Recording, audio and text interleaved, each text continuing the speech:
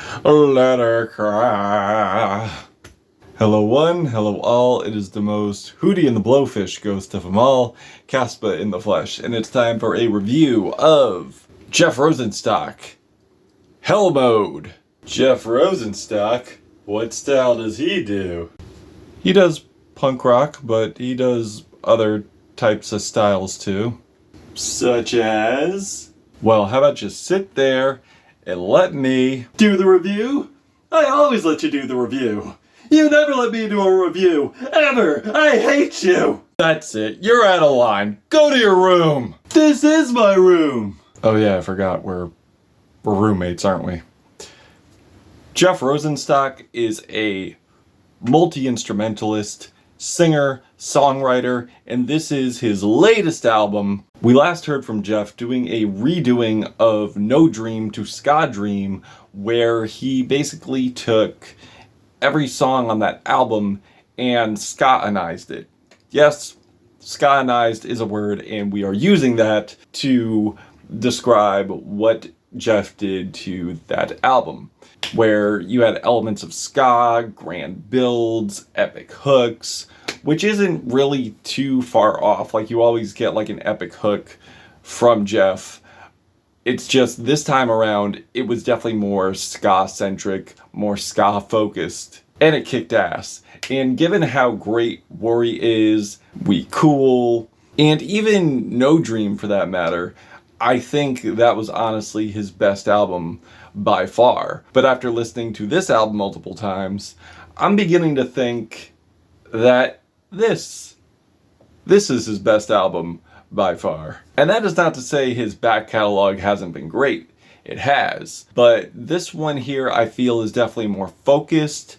I feel this one definitely has more consistent bangers on it, and definitely delivers more of a powerful, focused message on here. One thing that you could count on from Jeff is the color and the punchiness of the production to contrast the darkness of his lyrics, the grimness of his topics. Also spins of various genres, like on here he does a spin on dub reggae, like on the track Future is Dumb with reverb delays, punked out riffs, and it's no secret that he does wear his Weezer influences on his sleeve, but I feel he's adding to it, whether it's sonically or whether it's conceptually, like on the track Soft Living, where you get those heavy distorted guitar lines, but the lyrics pertaining to environmental issues and asking, could we put out the fires and push them near the white supremacists? And the police cars. You cannot forget the police cars, which I feel is definitely refreshing for punk, or even pop punk for that matter, to go at fascists in power, which is basically what punk rock is about. You cannot be punk rock and be pro-system, especially in today's day and age. As far as instruments go, you got your glockenspiel, which isn't a Jeff Rosenstock album without the glockenspiel. Well, maybe on the Ska Dream album, maybe. Synths, clarinet, sax, he is bringing it all on here. And vocally, he sounds way more passionate on this album, where he is screaming his brains out. For example, where he is screaming his brains out on the track Head, where he is addressing problematic environmental issues, climate change, which is leading to forest fires, smog, scorching unbearable heat, which in LA, if you didn't know, they've been suffering from for a very long, extensive period of time. And on top of that, trying to decipher what's factual information, what is fictional information. And truly and honestly, Jeff is going into full doomer mode here. There are moments of optimism, which we will get into later on, but for the most part, for this track in particular, it's very doomer, and it is tampering with his mental health, which, if you've listened to previous albums, it seems like it's progressively getting worse. And he has this mentality that, what if I don't think about it? But even if I don't think about it, the reality will still continue. The opener did have me nervous though, because when I was listening to it, it had the loudspeaker effect on the vocals. It sounded very muffled, and I'm like, no, No. Please, don't let this be the case. But it is for a brief moment. And the sentiment is pretty interesting, where he is asking, would you still love me if you found out I was this toxic person, if I did this horrible thing? Would you still have adoration for me? Or would you just bury me in the dirt? Would you just destroy me? And it's basically a question where he is going toe-to-toe with, I guess, cancel culture, if you will. Will you still, like, have me on, like, a high pedestal? Would you think highly of me if you found out, like, what I did? But he doesn't really say what exactly he did. He kind of leaves that up for interpretation. But yeah, I do think it's an okay opener. Although I still would like a little more depth here, like what are we forgiving you for exactly? And Life Admin is probably the weakest track here. I think that the momentum it has, like you would expect it to have like a grand build, but it doesn't exactly go there. Just like it just trails on. It becomes pretty much an underwhelming cut based on like what I thought it would like turn out to be. And that's not to say every track has to have a grand build from Jeff Rosenstock to me, but there is one track that doesn't have like a grand build, but is actually very beautiful, and it is Healmode, which, you know, I would have thought was the title track, like looking at first glance, but it's not. It's Healmode, and it has a very lullaby strummed feel to it. It's very sedating, very cathartic, and definitely a track that is necessary for the chaos that has gone on through this album so far, where Jeff actually finds a place of mental optimism here, where when all this is over,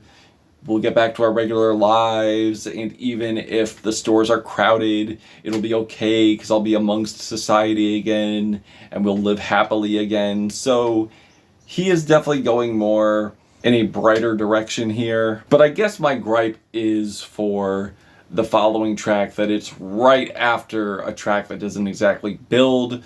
So it kind of slows things down a little bit, at least for me. It becomes kind of a lull. And one thing I also do love here, and I didn't pick up at first, is how even though this track is very meditative and not as bright as his other stuff, the lyrics are actually bright, when you have other tracks on here that are definitely bright, but the lyrics are very dark, which is what Jeff has been known for at this point, and continues on with the bleak and dark lyrics over bright instrumentation, like on the track I Wanna Be Wrong, that has like this jangly guitar intro with an instantly catchy hook, I wanna be wrong. And I get if Jeff's singing isn't for everyone. It's very yelpy, it's very shouty. It is sometimes off key at some points, but if you could appreciate the passion, if you could appreciate the energy,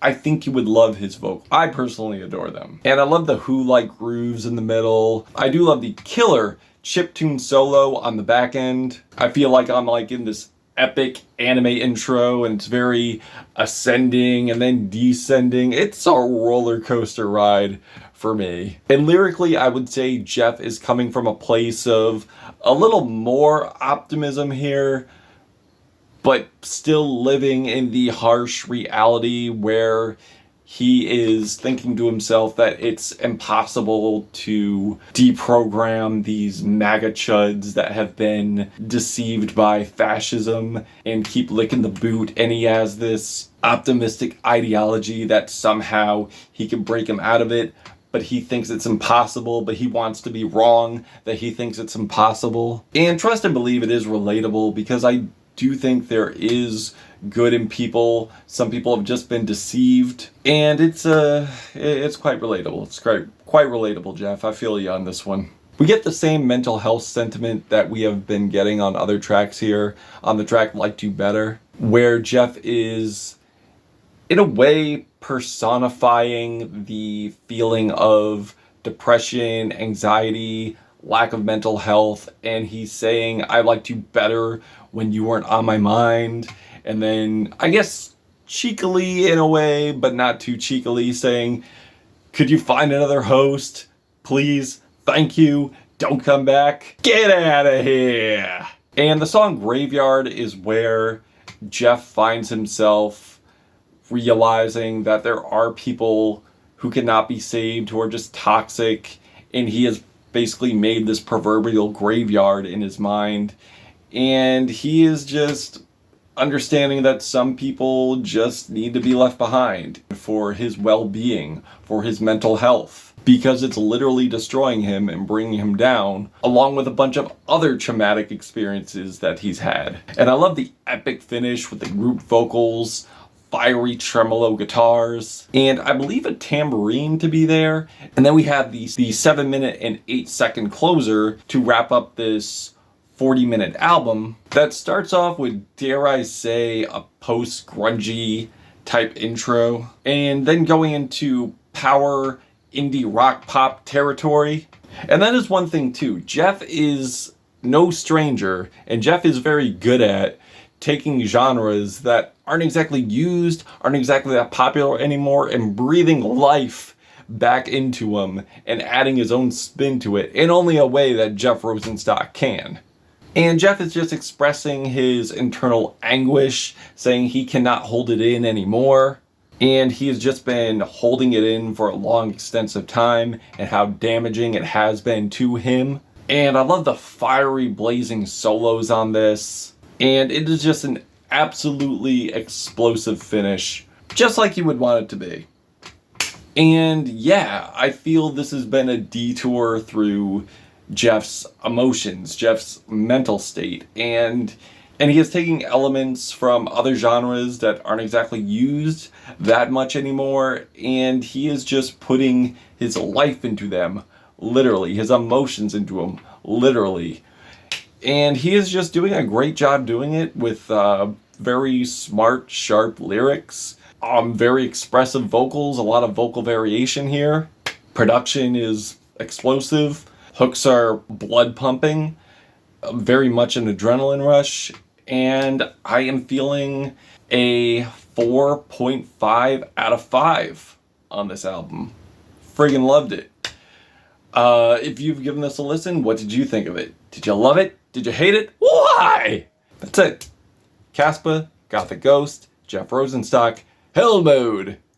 Till we meet again.